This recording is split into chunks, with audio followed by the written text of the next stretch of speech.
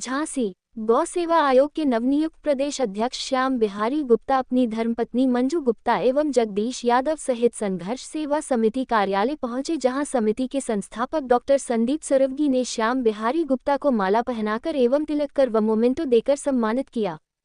इस अवसर पर डॉक्टर संदीप के आगंतुकों से गौ सेवा के विषय पर विस्तृत चर्चा हुई एवं भविष्य में कई कार्यक्रमों को अमल में लाने की रूपरेखा भी तैयार की गई। यदि गोवंश को संरक्षित कर गोबर और गोमूत्र का उपयोग कर व्यापार किया जाए तो हम रोजगार के क्षेत्र में एक बड़ा उद्यम खड़ा कर सकते हैं। निश्चित रूप से भविष्य में हम इन योजनाओं पर कार्य करेंगे। झांसी खबर 24 न्यूज चैनल से RK सेन की रिपोर्ट।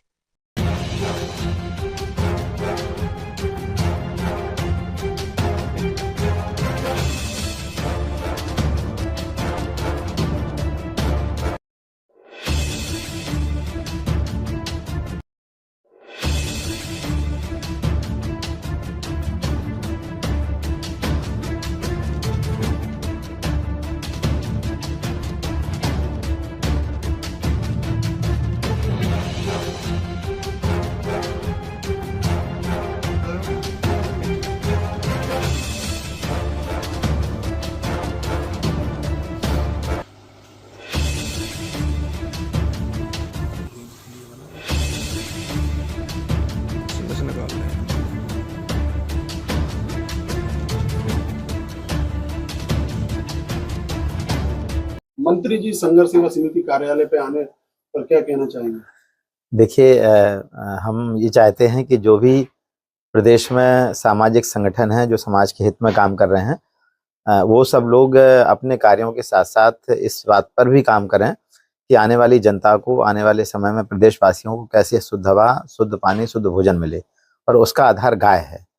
तो सामाजिक संगठन जब आगे आएंगे तो फिर हम अपने मिशन में पूरे होंगे और हर किसान के पास में गाय हो, वो गोबर गैस संयंत्र हो, गौ आधारित खेती हो, खेती आधारित उद्योग हो, जिससे आने वाले समय में बच्चों को एक अच्छा प्राकृतिक भोजन मिल सके और उनका स्वास्थ्य भी ठीक रहे। आज जो केमिकल्स के कारण अस्पतालों की संख्या बढ़ रही है, बीमारियां बढ़ रही हैं, गौवंश के संरक्षण के लिए योगी सरकार संकल्पित है और हमारा टारगेट है कि उत्तर प्रदेश में जो भी सामाजिक संगठन है वो भी इस काम के लिए आगे आएँ और एक एक गांव, दो दो गांव को एडॉप्ट करके उस गांव में गौ आधारित खेती को कराने का काम करें। तो मैं चाहता हूं संघर्ष सेवा समिति भी इस काम में आगे आए और एक दो गांव को एडॉप्ट करके वहां पर गौ आधारित खेती घर घर में हो और छोटे छोटे उद्योग घर घर में लगेंगे तो गरीबी, बीमारी, बेरोजगारी, ये तीन जो बड़ी समस्या है उसका समाधान में गौवंश का बड़ा योगदान होगा। और इसमें संघर्ष सेवा समिति से भी हम चाहते हैं कि वो इस दिशा में आगे आए।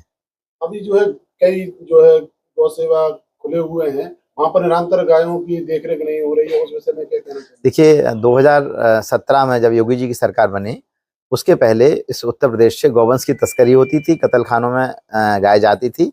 सरकार जिस दिन महाराज जी की माननीय मुख्यमंत्री योगी आदित्यनाथ की बनी उसी दिन से कत्लखाने बंद हुए हैं और पूरे प्रदेश में लगभग 8,500 स्थानों पर गौवंश का संरक्षण हो रहा है।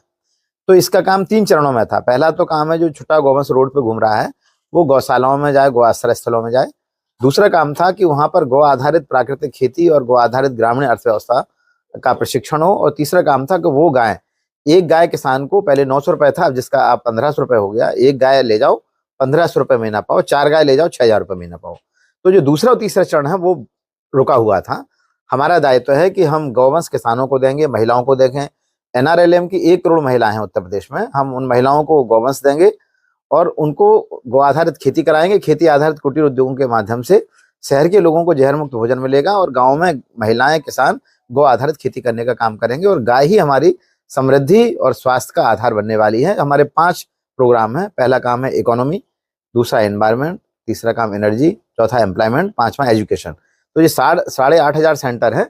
यहाँ पर हम 5 चीजों के एक ऐसे सेंटर डेवलप करेंगे जिससे आने वाले समय में जो गाँव से पलायन हो रहा है, पलायन भी रुकेगा और शहर के लोग शुद्ध भोजन, शुद्ध हवा, शुद्ध पानी के लिए गांव की तरफ फिर से जाने वाले हैं। आने वाले समय में सबसे बड़ा संकट शुद्ध हवा, शुद्ध पानी, शुद्ध भोजन का, जिसका समाधान गाय के द्वारा निकलने वाला है।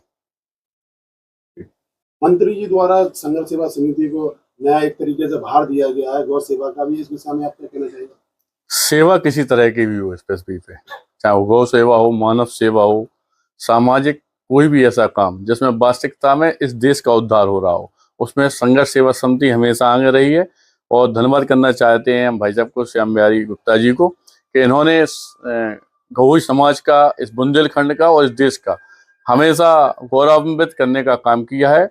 और सत्यता ये है कि आज आपको भार मिला है गौ सेवा करने का सरकार की तरफ से, लेकिन पिछले 30 वर्षों से लगातार भाई साहब गौ सेवा में संलग्न है। और हमेशा इनका सोचना यह रहता है कि हर किसान इतना शक्तिशाली बने, हर घर में एक गाय रहे।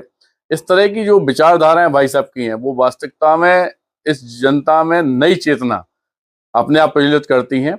और धन्यवाद देना चाहते हैं भाई साहब को, जो संघर्ष सेवा समिति में आपने आशीर्वाद दिया है। और जिस तरह से भाई साहब कहेंगे उस तरह से हम और हमारी संघर्ष सेवा समिति गायों के लिए निरंतर सेवा का दायित्व अपने ऊपर लेने के लिए तैयार है। धन्यवाद करना चाहते हैं।